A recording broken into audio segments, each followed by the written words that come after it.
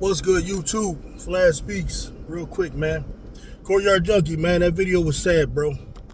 That last video that you did on the women, it just shows, man, that like a lot of you brothers, man, like you all here, being these Caitlin Clark fans and these Indiana Fever fans or whatever.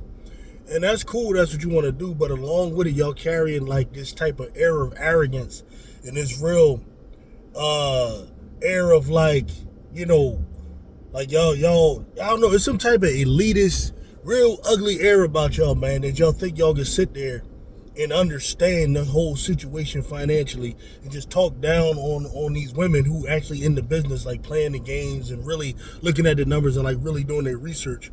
And it's very ignorant, man.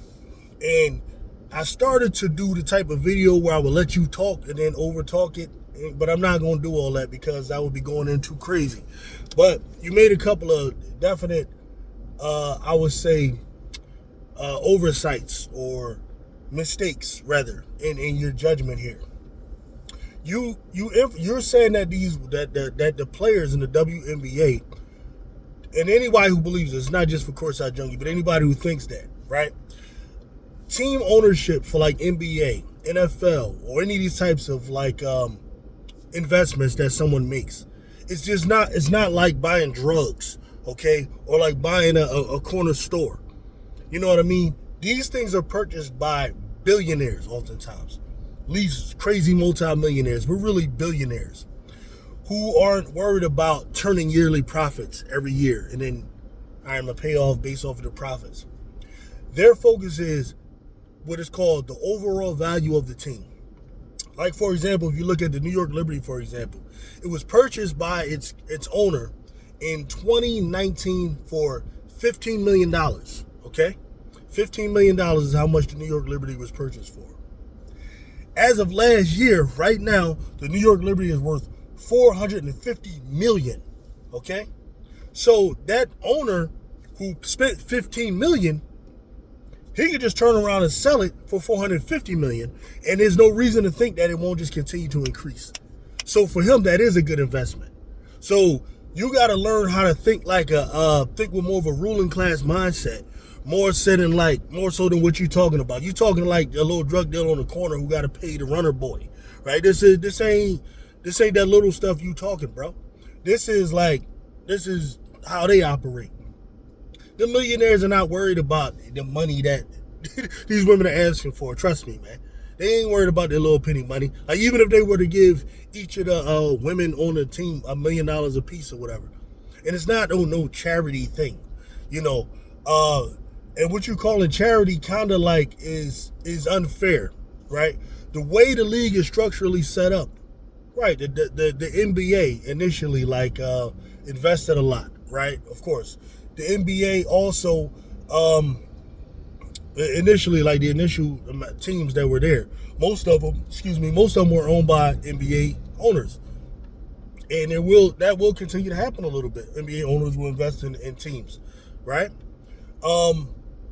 But the way it's structurally set up, it kind of makes it difficult for the WNBA because the NBA kind of uses them as a tax write-off, okay?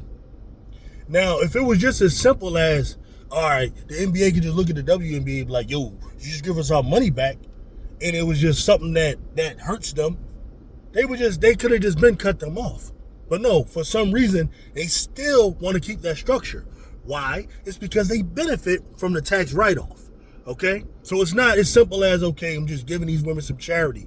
And what I'm saying here is, and this is the problem I got with the whole way you're going about it, and I've been telling you this, you like to just talk down to these women. You got no respect for the league. You got no respect for these women. You just talking crazy down to them. And all you're doing is caping for this one player, Caitlin Clark, bro. And you look crazy doing it, man. You look real crazy doing it. And this is what I've been saying to you and a couple of other brothers, man. Like, this ain't, bro, you look crazy, my brother. It ain't the way. And then you're not even doing thorough enough research to understand the big picture of why these women do know what they doing. They ain't the reason know what she doing when she get up there and talk. So there's Nafisa Collier. Like, you called yourself refuting her, but you ain't really, you know what I mean? She know damn well the owner of the Lynx and all of them really got the money to do it. And right, sure, Caitlin Clark and the popularity helps with it. That's fine. But Listen, bro. The overall point is, if this league was just this dying trash league that, you know, where there's no money to be made in it, there would be no expansion going on. And you got to be a fool to think that the whole expansion is only because of Caitlin Clark. That's foolish to believe that, right? We just expanded with the Valkyries, and that thing is a hit. No Caitlin Clark in there, and they selling out, man. So they're going to make their money. You got Cleveland is going to grab another squad. You got Detroit's going to come back. And you got Philadelphia. And trust me, Josh Harris, I'm very familiar with Josh Harris, the owner of the Sixers. You know what I mean? He's a guy that he oftentimes don't make money with the Sixers, man. Sixers selling out and everything, but he's always just so he can build a competitive team. He's oftentimes into the luxury tax. You know what I mean? So he don't give a damn about, like, all right, turning a profit every single year. This guy dude got money with the Sixers. He got money in the Washington Commanders, and he got money in the New York Rangers. Like, that money is like, he ain't worried about that, man. So they can fake, they act like they got this attitude where, like, give us our money back, but it really ain't that simple, and they won't come with that because those women, they know better. They did their research, man, and, like, you got to stop disrespecting them as if they're stupid and they don't understand business, but you somehow sitting on your damn laptop or whatever you want, your computer, you just understand this whole thing, man. That video was sad, bro. It was really sad. And trust me, Josh Harris wouldn't be buying a team unless there was money in what's going on. And it ain't just Caitlin Clark, because if it was, like, unless I'm gonna get Caitlin Clark, then why would I invest in a team? These guys are out here willing to pay $200 million just to get a WNBA team, because you got to get the facilities, you know what I mean? There's a number of things you got to pay for when doing it. So they're willing to, if a guy like Josh Harris, who know money for real, is willing to put money into it, trust me, it's a profitable thing, man. You know what I mean? So, bruh, you and all of y'all other ones who talking all crazy like this, man, y'all need to stop, man. Y'all sound crazy, you looking crazy, man. And you're wrong. You're not doing enough research, my brother. You know what I mean? Like, you're just not doing enough research, man. And that's all I'm gonna say on that, man. Like, yo, if I was you, I would take that joint down, bro. Like, that thing was sad, bro. Never sad joint, man. Anyway, man, I got things I gotta handle, man. I'll get with y'all later, man. Peace out.